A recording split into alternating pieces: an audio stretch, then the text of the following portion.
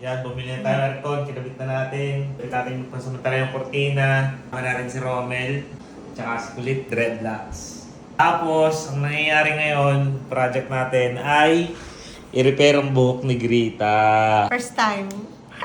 Ilan taon na yung dreadlocks mo? Magpo-4 na. Sabi nga niyo, 7 years daw niya.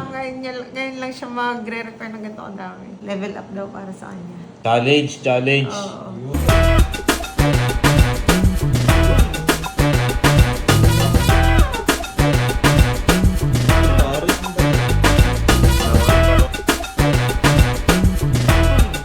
Kuya.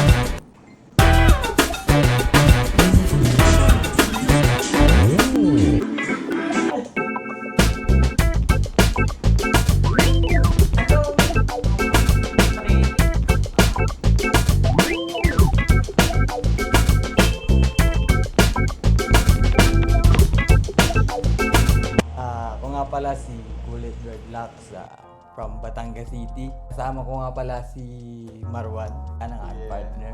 Nag-repair kami ng micro full head. Malaking ano to, malaking hirap para sa amin pero ganda yung naging experience namin. Kasi isa na doon yun sa mga nakilala namin. Marami kami natutunan dun sa mga nakasama namin. Nakita ko siya, sobrang gulo talaga. As in, masasabi mo kung sa iba talaga hindi mo na maintindihan. Pero yun, kaya namang gawan ng paraan. Kung artist ka talaga, kaya mo nang gawan ng paraan, kaya mo pagandahin. Hindi ko din sabi nga ni Kapmel, iba din yung style ng dreads ni Madam. Ngayon lang kami nakakita ng ganyan dreads. Kaya yun, nagawa namin naman ng paraan para maging maayos. Micro full head.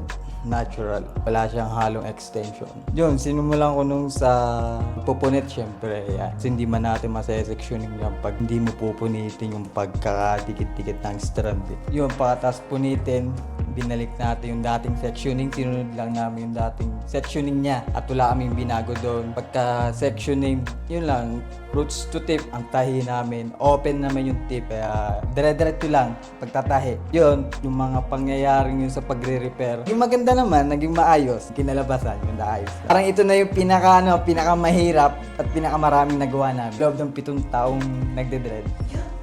O parang yung challenge nga na sabi ko, ito na yung siguro mga 132. Maraming salamat pala kay Marwan yan.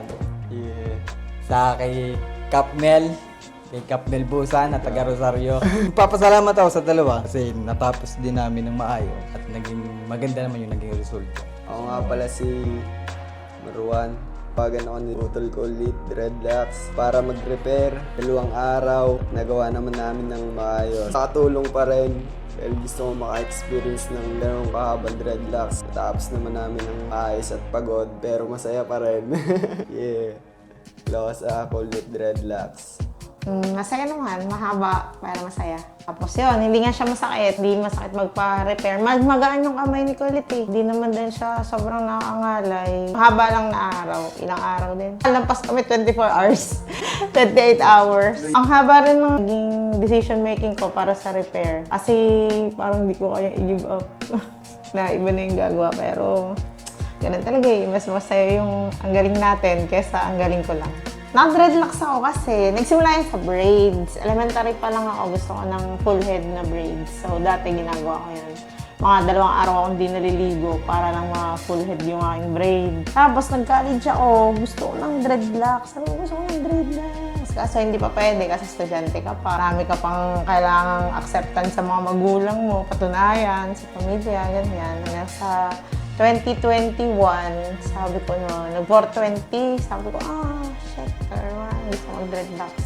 So yun, nag-dreadlocks ako, sinubukan kong maggawa ng isa dito. Hanggang sabi ko, maramdamin ko nga muna itong isa na to. Tapos kinabukasan dinagdagan ko, ginawa ko ng 3, ganyan. Hanggang sa, itong talagang lahat ilalim kasi tinatago ko sa iba. Ayoko munang makita ng iba na may dreadlocks na ako. Kasi ginagawa ko siya para sa sarili ko. So, hindi nila kailangan makita. Tapos nararamdam ko, ito ba talaga ako? Ito ba talaga yung gusto ko? Ganito ba talaga? Tapos tinitingnan ko kung ano mga magiging effect kapag naliligo, natutulog, ganyan. Hanggang sa inabot ng 6 na buwan. Tapos natapos ko na lahat. Sa loob ng 6 na buwan, natapos ko yung buong ulo ko. Tapos sobrang saya ko nun. Sobrang saya ko. Sabi ko, ginawa ko to sa aking sarili. Ginawa ko yung buho ko. Everything I made it.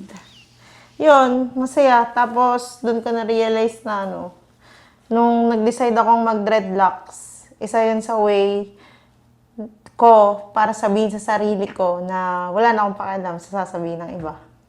Kasi maraming manghuhusga. And part talaga yun eh. Ngayon, ito na din yung pagpapakita ko sa mga tao na wala akong pakialam. Wala naman talaga may pakialam. Walang may pakialam kahit ano sabihin ng iba. Kasi at the end of the day, it's all you and yourself. And everything around you doesn't matter dahil ikaw pa din yan. Yun. Kaya nag-dreadlocks ako. Salamat sa inyong tatlo. Talaga, sobrang nagpapasalamat ako. Kasi yun din yung isa kong pinag-aalala for repair. Kasi alam ko, ang dami kong ginawang strands dun sa buho ko. Siyempre, personalized eh. Sarili ko yung ginawa eh. Tapos, nag-aalala din ako kung baka may iba na ba yung obra na ginawa namin. Pero okay naman. Nagpapasalamat ako ng sobra. Tapos, di nila ako sinaktan. Magandang kamay nila. And kahit pagod na pagod lang sila, go lang sila. Kaya sobrang saya ko. Yun.